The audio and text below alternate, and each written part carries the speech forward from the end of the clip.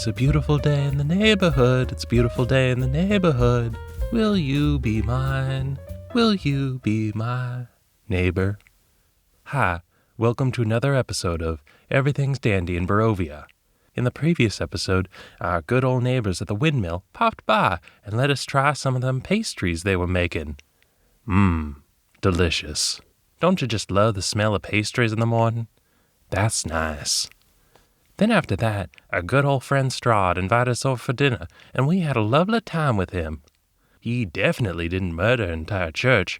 After all, this is Everything's Dandy in Barovia. If he did butcher over a dozen people and force me to watch, that wouldn't be dandy now, would it? Oh, do you remember it differently? Well, we're trying to keep things all nice around here, not all dark and scary. Okay? Oh, that wasn't what happened, was it? You think something else happened? Well, then maybe, just maybe, it went something a little more like this. In the previous session, the players are trying to figure out a way to kill Strahd and protect Ireena. Ireena is the current reincarnation of Strahd's supposed girlfriend, Tatiana. We're traveling with a werewolf pack who lost their home and Ireena's brother, Ismark.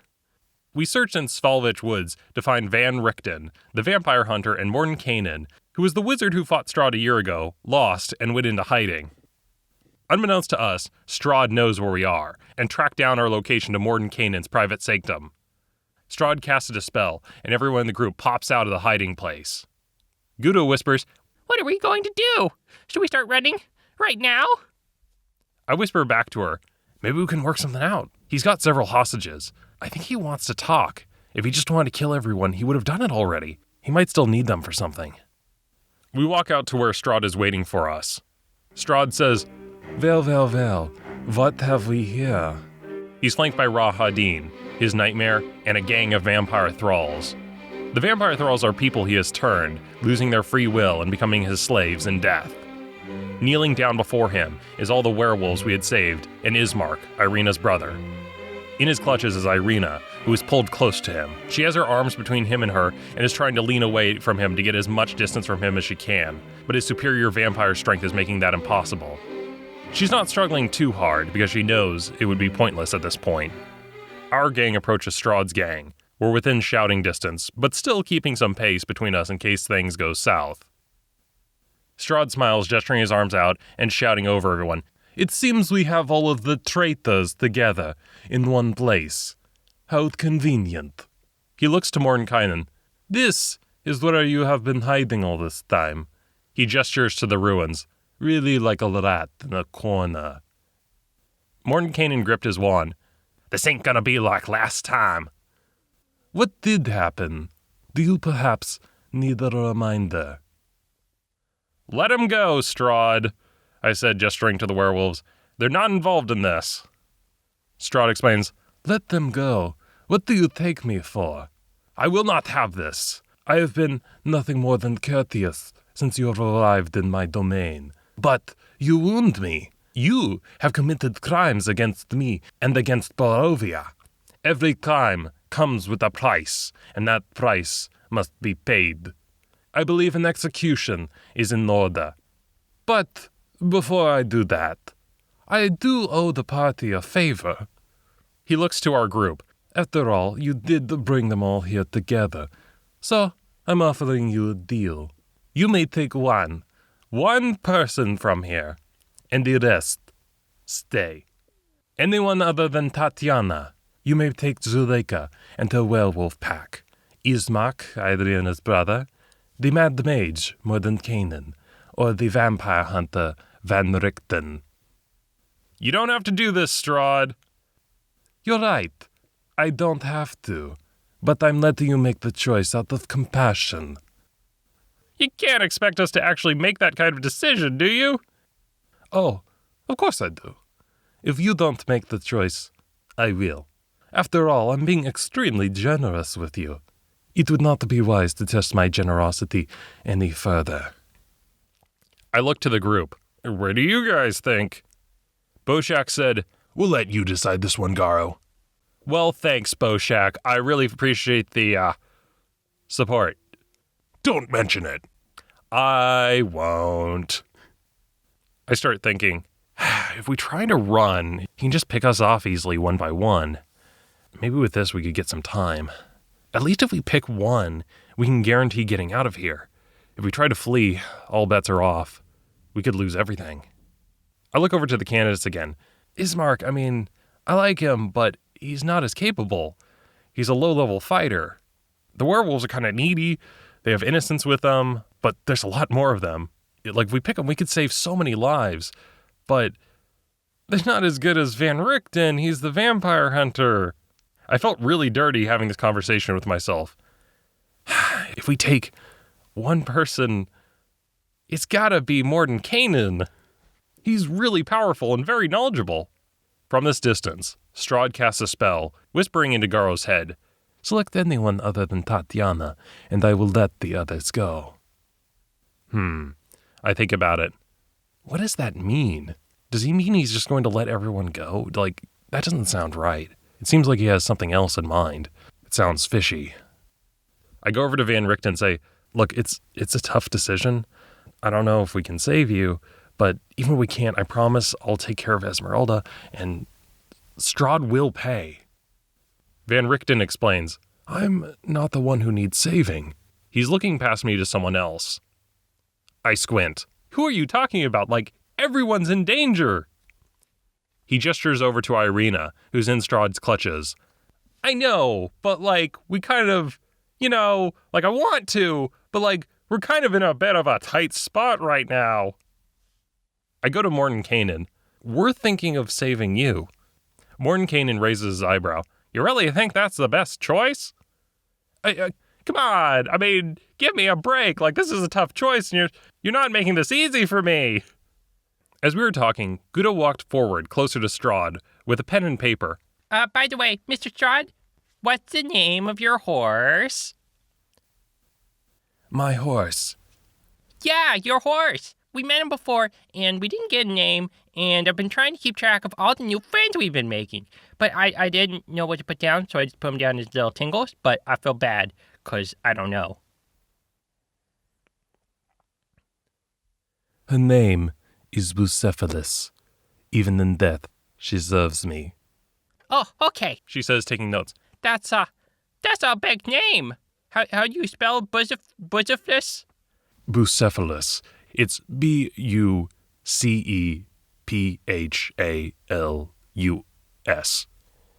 Okay, gotcha, Bussy Files. She quickly jots it down. And, what are the names of the other vampire thralls you have there? They snarl at her. Ah! She scampers away back to the group, pocketing her notes. I'm pacing back and forth, scratching my head. What to do? If we fight, can we get away? If we try and fight him, he's invulnerable. We don't have any magic things that can negate his wards. We already know that he's magically invulnerable. He's got some weird, wards or something on him. While we were talking amongst ourselves, Strahd was tapping his fingers with his arms folded. My patience is growing thin. We're thinking about it, I said. I look over to the werewolves. I'm pretty sure they're the last pick. There's no way I'm going to pick Zuleka. They're way too big of a liability at this point. Among the hostages is a werewolf cub, who's fearfully clinging to his little Blinsky doll. I know, he's adorable, but the cub is useless to us. If he dies, Mordenkainen is more valuable. The cub, he's just dead weight. The werewolf cub had a thrall with its clawed hands on its shoulder. The vampire thrall was leaning in, showing his fangs, ready to take a bite. Strahd coughed. Have you made your decision? Not yet, I said. We need more time.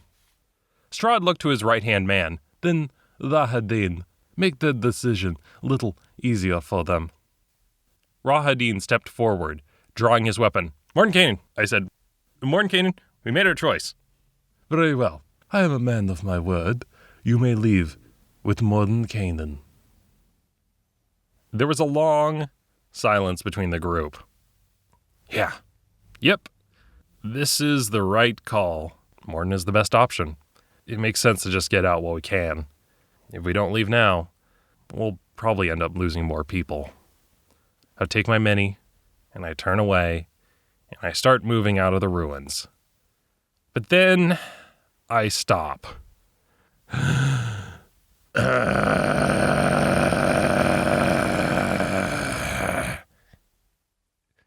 I turn around and slowly move him into the center of the circle between the party, Strahd, and the vampire thralls. I hold up the amulet of the Ravenkind. Turn undead! A fight breaks out. Everyone rolls initiative. A few of them fail their save and start trying to flee. Mordenkainen uses Wall of Force to put a barrier between the thralls and the hostages, giving the werewolves a chance to escape. Run! Zuleka shouts, and some of the wolves take off into the forest, while some stay and fight. It's a massive mosh pit of claws, fangs, spells, and swords going around as everyone is fighting against everyone else. Rahadin, Misty steps over to our sorcerer, Gouda, and stabs her through the chest, taking her out. Krusk reaches over to him, making a beeline to Rahadin. Hey, you! The two of us have unfinished business! Rahadin got the better of him at Kazan's tower, but Krusk was eager for round 2. The closer he gets to him, the louder Krusk starts to hear the screams inside of his head. He remembers that anyone who gets near Rahadin hears these phantom cries in the distance. The two start clashing swords. Farther back, Strahd is watching the fight from a safe distance. He holds out his hand and produces a fireball spell, casting it back where we are. But Mordenkainen whips out his wand and turns the fireball into a cloud of butterflies that flutter away. Mordenkainen grins. Nice try, but you're gonna have to wake up awfully early to get one past me. What precedes is a very long fight, with the DM complaining about how many spellcasters there are. Richten can cast spells, Mordenkainen can cast spells, Strahd has spells, Rahadin has magic. I've got so many turns to take. We were making jokes about it like, it's a big anime opening. And who else is in this fight but our enchantress friend, and our dwarven shield thrower, and our shape-changer who comes with extra spells? You shut your face, Ben! Strahd got onto his nightmare, a black horse with a fiery mane and hooves, forcibly pulling Ireena up onto it. Ireena calls for help. Help! But there's too many people between them and us to get them. The horse gallops upward, carrying Strahd and the captive Ireena away. He sails up above the battlefield and takes a moment to survey everything, stroking his chin. He sees me holding the amulet of Ravenkind, casting spells from it. Strahd says, Now, we can't have that now, can we? He casts a spell. Garo notices the amulet of Ravenkind gets yanked off of the chain and start floating up in the air towards Strahd. It seems like Strahd is using the spell Telekinesis to steal the amulet of the Ravenkind from him. No, we need that, I say, immediately panicking as I leap up into the air and grab it. I'm getting swung around like a fish on a line. No, that's mine. You can't have it. Eventually, I win the tug of war, and he drops it. I fall to the ground. Fuck you, Strahd. You ain't getting this shit. I hook it back around my neck. Our paladin was going mano-a-mano with Rahadin, using his smite on him. Ha ha ha! Is he undead? I get bonus damage! The DM's like, no. Krusk was confused. Oh, what about Fiend? No. Oh, what is he then? The DM explained, he's just a normal guy. He's not magically evil or something. He's doing this because he's an asshole and enjoys being evil. We complained we need a new paladin class. Plus 1d8 versus assholes. Eventually we start bailing people out of the fight one by one. But we're looking up to Ireena on that horse. She's the last one we gotta rescue before we go. Ireena, jump! Gouda said, shouting to her. Ireena tries, but she's held in place by the vampire. Strahd climbs up even higher, making jumping impossible without her getting seriously injured. Strahd eventually realizes that his work here is done. The thralls are forcing us back, and he has Ireena. Boshack says, Don't target Strahd. We need to kill that horse. He starts casting spells at Bucephalus, but they miss. Strahd pulls the reins of the nightmare. The horse turns from the battle, galloping through the air. We watched as Strahd and Ireena soared farther and farther away, Ireena looking over his shoulder towards us. Their image got smaller and smaller as they headed to Castle Ravenloft. Boshack said, I'm gonna eat that fucking horse. He was starting to realize that the nightmare kept letting Strahd and Rahadin escape the last minute. Bucephalus was a real problem. People shout, we gotta go, and we gotta go now! Rahadin didn't chase. Noticing that his master had left, he turns into a mist and drifts away. Krusk swears as he sees his prey slip out from the fight. Again, reluctantly leaving with us. The group fled into the woods. All of us were loaded into Van Richten's cart. Yeah! Van Richten lashes the horse, which starts galloping away. Behind us, the vampire thralls tried to keep pace with us. We fired spells out of the back until we could no longer see each other. Finally, until there was a bit of quiet, we can sit and catch our breaths. All things considered, that went the best that it could have gone, I said. None of the good guys died. But that was true also for the main big bad guys. Rahadin got away, and so did Strahd with Ireena. Zuleka was furious. You lied to us. You said we would not be in danger. Boshack's eyes narrowed. We made no promise. We told you we would try and keep you safe. We both knew that there was going to be danger. We were both being hunted. Zuleka snarled. My pack almost died because of you. Your pack almost died because of Strahd. As I recall, while we were trying to find allies, you were outside doing nothing. You let yourselves get captured. If anything, you should be thanking us. We could have let you die, but we didn't. I'm not going to take the blame for your own ineptitude. Zuleka growls to the pack. Everyone, come with me. She starts running away from us. We're on our own. This is what we get for working with weaklings. The wolves take off into the woods, following her lead. The last is the wolf pup, who is carrying his little Blinsky doll in his mouth, who gives us one last look before bounding away and chasing the rest of the pack. Then Ismark says, I'm going to leave as well. I asked him, where are you going? Don't you want to find your sister? I need to take care of the town of Barovia. Now that my father is dead, it's now my responsibility. What about Ireena? What about your sister? Ismark sighed. It's over now. There's no helping her. Not anymore. She's now in the clutches of Strahd. I did what I can, but it wasn't enough. Gouda was indignant. What do you think you're doing? You're just going to let Strahd walk away with her? And do what? Ismark says. She's at Ravenloft now. Well fortified, guarded by who knows what manner of man or beast of magic. And even if I get in there, even if I plumb the depths of the castle, claim her, which would be suicidal, what then? We're back to square one, on the run again, unable to escape. I can't let any more people get hurt because of me and my journey. Ever since she became a part of our family, I knew she would be in the clutches of Strahd. After my father's death, I wanted to protect her because she was the last family member I had. I challenged fate, and I lost. The dark powers would not let us keep her. I lost my dad, I lost my sister, but I still have the town. I'm the burgomaster of Barovia. I need to do what I can for my village. He gets up and starts walking away from the group and back to the town of Barovia. You think you could just walk away from us like that? Gouda starts yelling at him. After everything we've been through? Boshack said, just let him go. No! Boshack explained, he is weak and feeble. If we take him with us, he will die. His brittle bones will break under the vampire's claws. No, being negligible is a virtue. Then people don't care about you because you're weak. If he comes, he will die. No, he can't go. Not yet. Gouda points a finger at him. I'm going to cast polymorph on him. What? He's just going to change back in an hour. I'm going to cast polymorph on him and turn him into a newt, and then we'll put him in a bag, and we'll convince him to stay. If that doesn't work, we'll polymorph him again, and by that time, we'll be on the road to our next destination. As Ismark leaves the cart with his back turned, she casts polymorph. Just before the spell hits him, it suddenly arcs down, harmlessly sailing off. Not so fast, little lady. She realizes that nearby is Mordenkainen, with his wand out, who had quickly used counterspell on it. Every man's got a road he's got to travel. You can't make a man take a road he don't want to go down. I'm going to cast suggestion on Ismark. Now, Ismark, you have to stay. Mordenkainen uses counterspell on it. Again. As girl, I'm watching this, I'm not happy about it. Oh, that's great. Using up all of your guys' spell slots right here on a little stupid fight. It's not like we needed the spells. It's not like we're on a time crunch and can't long rest and get them back. It's not like Mordenkainen, our archmage, doesn't need his spells. I take a moment to kind of look around at the rest of the group. Well, our party has really shrunk down, I say. But at least you're still with us, Mordenkainen? Well, Mordenkainen says awkwardly, about that. What, you got a dentist appointment or something?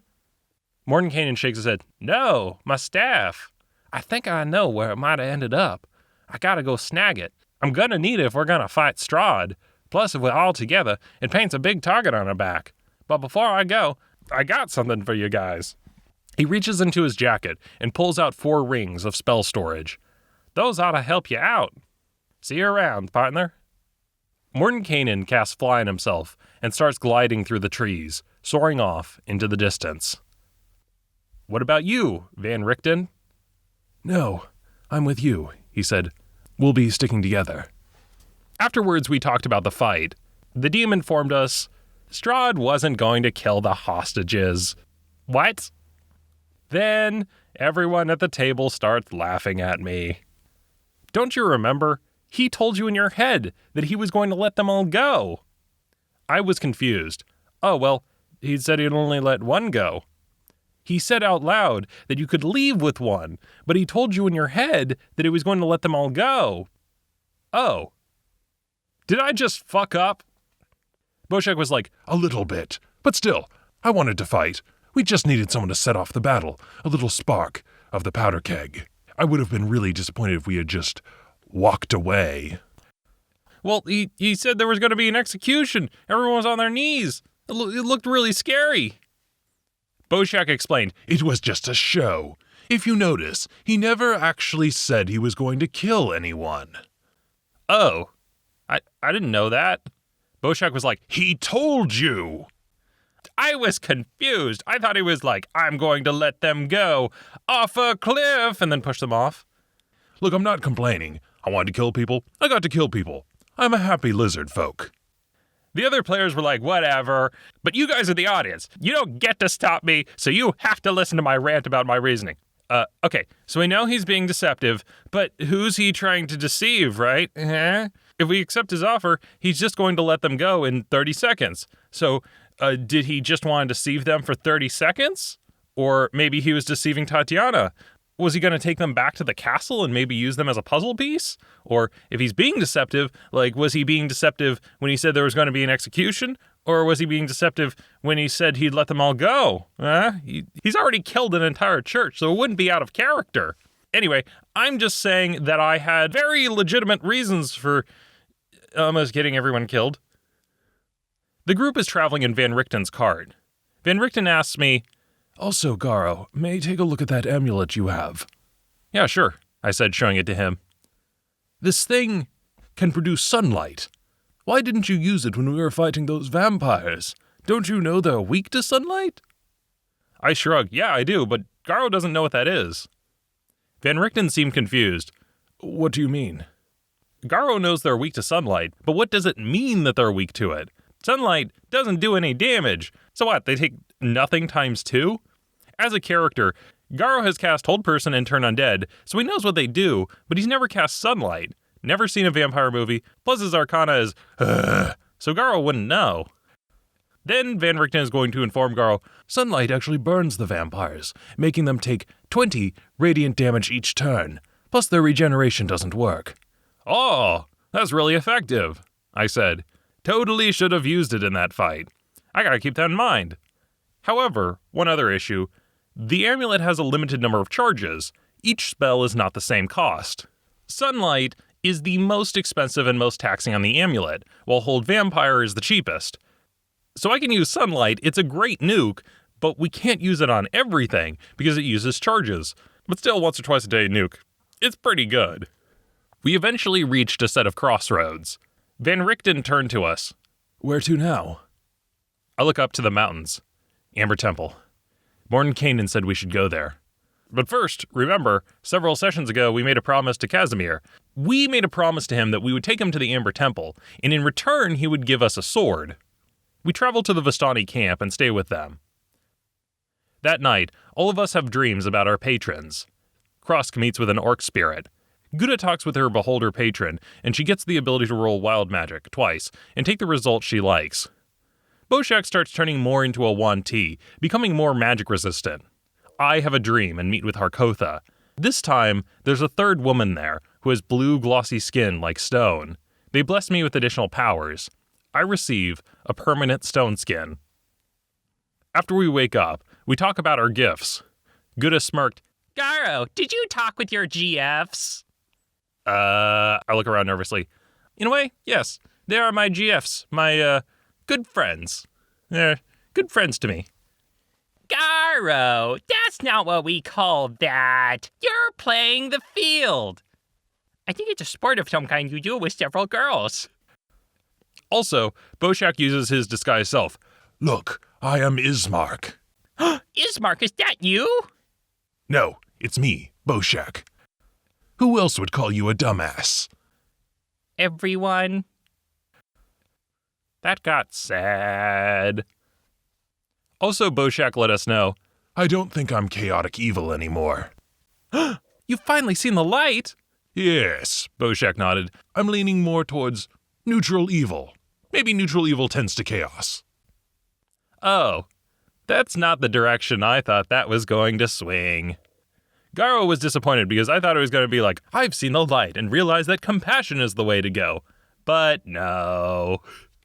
Yes, Boshack is becoming more and more single-minded that he needs to defeat Strahd and absorbed with his quest for revenge. He is starting to realize that he can't just be a leaf, blown about by the wind, and just letting the group blunder about because it's funny is no longer humorous to him. He knows that he's the smartest of the group, and he needs to tell the party what to do. After all, who's he going to follow? Gouda? No. Gouda was in Van Richten's cart when she discovered a crate that was closed. What's that? She asked. Van Richten just sighed. I guess you could say a bad puppet. He's a living toy. A new friend? I just love making new friends. Not this one. He's in timeout. Boshack asked, Why do you even have him? He could be useful. Inside of that crate is a doll that is from Ravenloft. He's been all over the castle. That place is like a maze. He might be helpful navigating. Gouda pulls out her notepad. What's his name? Van Richten shrugged. I don't know. He tried to attack me, so I locked him in this crate. She puts the notepad away. I'm going to ask him. We have new friends to make. Boshack is like, I would not do that. He might be a problem. Don't worry. It's fine. What's the worst that could happen? She opens up the crate. Inside is a doll. Its head rolls up to look at her. The doll is dressed like a jester. She picks it up. Aw, he's so cute. Who's a big boy? That's you. You're a big boy. She starts swinging him around. As she does that, his head swivels backward and his mouth opens up, and he fires a dart out of it towards Boshack, who dodges out of the way. Boshack snarls, Did that doll just think it could attack me? Nah, he didn't mean it. He's just confused. Garo's like, he almost got you. The doll fires another dart at Garo's face, who catches it between two fingers. Yeah. Garo dropped the dart. That doll is going back in the crate. The doll fired another shot at Boshack. I'm going to break that doll. Look, he didn't mean nothing by it, right? She looked at the doll, which says nothing. Boshack uses telepathy to try and communicate with the doll in its head. Boshack says in his head, Hey there, is someone there? The doll talked back to him in his head. Yes. Who's this? It's me, Boshack. What's your name? I'm Piddlewick the Second. What happened to Piddlewick the First? He fell down some stairs. At the castle? Yeah. So it sounds like you've lived at the castle for a while, haven't you? Yup. Probably seen a lot of weird things there, like traps. Oh, yeah, they're all over the place, but I found them. As long as you move around them, they're not a problem. Great. Do you think you could show us where they are at the castle when we go there so that way we don't get hurt? Yeah, that sounds like fun. Well, that's great. Also, why did you try and attack us? It's because they're big meanies, but not like you. You're nice. Will you stop attacking them? Okay, I won't. Boshack told us what happened. We put Piddlewick back into the box, and he didn't try to attack us after that. Once that was done, we spoke to Arabelle. She was the Vistani we had rescued from Bluto, the fisherman who had needed her for good luck. Gouda asked her, Arabelle, you can see the future, right? Arabelle said, I can see strange things from time to time, between time to time, but the images are often clouded. Gouda asked, Okay, I need to ask you about something really important. Victor, he's the Baron's son. I saw a flash of light, and the house exploded, and he was trying to teleport out of Barovia. Do you know if he made it? Oh, him. Yes, he's somewhere. She gasped, He didn't die? Yes, he's alive. His story is not over. Not yet. Arabelle, where is he? Oh, he's away from here, I suppose you'd say. He's not anywhere you would know. Gouda grabbed Arabelle by the scarf and started shaking her back and forth. You have to tell me, Arabelle. I need to know. Your paths may cross sometime, and perhaps a little sooner than you think. I put myself between her and Arabelle. Stop harassing the child, Gouda. Good luck. Your road ahead is going to be quite exciting, isn't it? Arabelle ran off. And not knowing is half the fun. Hey, wait a second, I asked, just figuring something out. I remembered the fortune teller who had given us our fortune at the beginning of the game. You don't happen to have any relatives we've met before, right?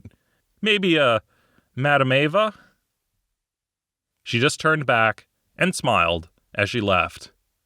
We then spoke with Casimir. Just a refresher, Casimir is a dusk elf who's feeble and disabled. He can hardly walk, has trouble breathing, can't see well. He made a deal with a higher power, just like all of us, and has been gifted with powerful healing abilities. But every time he does, he loses a bit of himself, becoming weaker and weaker each time he uses his powers. The man constantly needs attendants to take care of his needs. You have returned. I see you've grown and your power is becoming stronger. We can now reach the Amber Temple.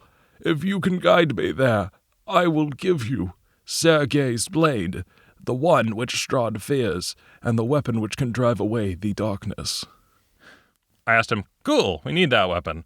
But, do you mind if I ask, what are you going there for yourself? You had said you were going there to get more power. Don't worry, I will explain more of my history on the way up. He started hobbling towards the cart. We have a long road ahead of us, and it's just best to start as soon as possible. Are we gonna get a backstory? Casimir looked confused. No, what? I'm going to be explaining my history and what I want. So it is a backstory, I said. Don't worry, I got my notes out. I pull out my pencil and notepad. I'm here to write down everything you say. We left the Vistani camp. The trail we had was a long one. It was winding up the mountain to the south, where the cold wind ripped through towering peaks. When we had spoken to people in town, they said that no one went up there. The land was hostile and unforgiving. Which, it's Barovia. I thought you guys were kind of used to it at this point, but whatever. It's even more treacherous. If we wanted to cross the dangerous mountains, we would need warm clothes. The best place to get them was in Krusk, and we knew that since the Baroness owed us one for us saving her, it was easy just to talk to them, get the clothes, and head on up. As we arrive at Krusk, we look out to where the abbey is. We notice that the gardens were just blackened fields. The buildings are covered in soot and ash. The place was heavily damaged by fire. It seemed like there was an attack of some kind. We speak with the Baron and Baroness. What happened at the abbey? We ask. The Baroness told us, Well, after you told me what happened, my husband and I ordered up the guards, and we stormed up to the abbey, took care of the situation there. It won't be used by those people ever again. I ask, well, what happened to the people that lived there? The Baroness was confused. People that lived there? What in heaven's names do you mean? We didn't meet any people there, just monsters. You killed all of the mongrel folk? The monsters that live there won't be a threat to the good people of this town. Garo sighed. Oh, I think this might have been the worst thing we've done so far.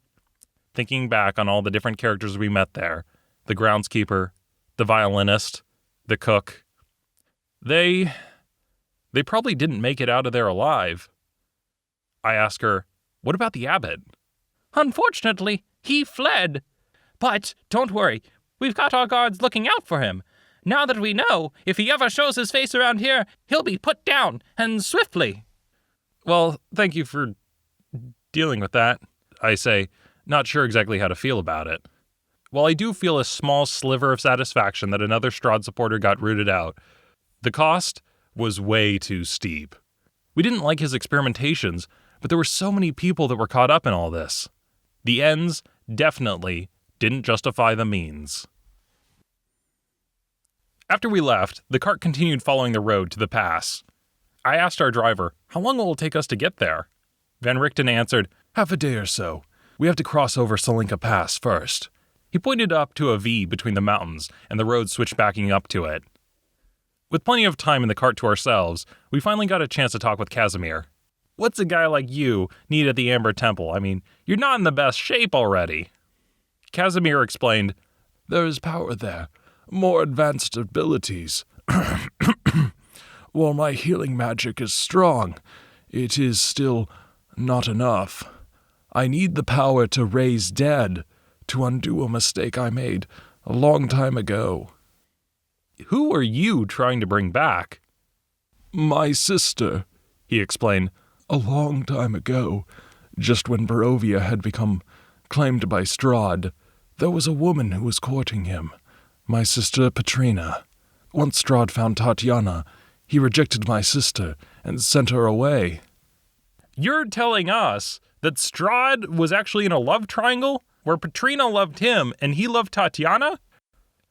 I don't quite know what that means. But anyways, after Tatiana's passing, my sister wanted to approach him again, desiring to be his wife. However, when our village found out about her desires, we couldn't let her be married to this monster. There was no way we would suffer that depravity. So, the town was full of anger and rage at her, and in their hatred and their desire to spite Strahd, I ordered the town to stone her to death. We killed my sister, Petrina. Once Strahd had found out what we had done, he sent men to our village. They went about, slaughtering the town. But only the women, only the children. None of the men. He made sure that our tribe could never survive. I, as the one who made the order, had my ears hacked off in retribution. He points up to the bandages around his head. Now, we've slowly died out. I'm one of the last of my kind still, a dying race. My sister's body is entombed beneath Castle Ravenloft. I must first go to the Amber Temple, be given the magic I seek, travel to Ravenloft, find her tomb, and bring her back. I asked nervously, she was after Strahd. Was she evil? She was a troubled individual, looking for something she saw in him. Although she was flawed, and Strahd is a monster, she was still my sister, and did not deserve what happened to her. I want to bring her back, to apologize, and tell her how very, very sorry I am for what we did to her. She really deserves to carry on the legacy of our people, not me. But as for the town and that horrible event, the one who carried out the grim task of ending my people was Rahadin. Even though he's a dusk elf as well, he betrayed his people. I will never forget when the right hand of Strahd went down the line, one by one, killing the women and children kneeling before him. Ever since that tragic day, Rahadin is continually haunted by the screams of those he slaughtered. When you are near him, you can hear the sounds, the lives he took. Once he was done with the story, we sat back in thoughtful quiet. Garo wondered what he'd find at the end of this road, and what was at the Amber Temple. He looked outside to the winding mountains. Bits of snow starting to fall, and the chill wind whistling through the past caused the hairs on our arms and legs to stand up. I wrapped my cloak tighter around me. As we waited to arrive at our destination, mired in our own thoughts, that was where that session ended.